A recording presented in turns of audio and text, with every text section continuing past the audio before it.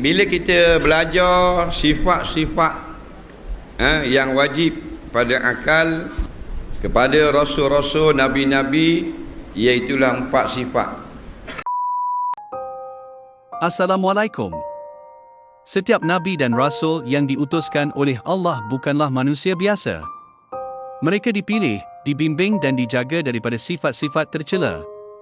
Tahukah anda, ada 4 sifat wajib yang mesti ada pada setiap nabi dan rasul?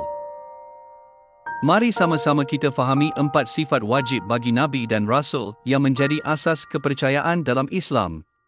Nombor 1. Sidik. Bermaksud benar atau jujur. Baginda sentiasa berkata benar dan tidak pernah berbohong dalam kehidupan seharian mahupun dalam gurauan. Nombor 2. Amanah. Bermaksud dapat dipercayai. Baginda digelar Al-Amin kerana sangat dipercayai dan bertanggungjawab, bahkan dipercayai untuk memegang amanah musuh sekalipun. Nombor 3. Tabligh. Bermaksud menyampaikan.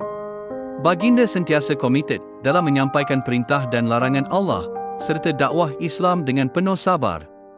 Nombor 4. Fatonah. Bermaksud cerdas atau bijaksana.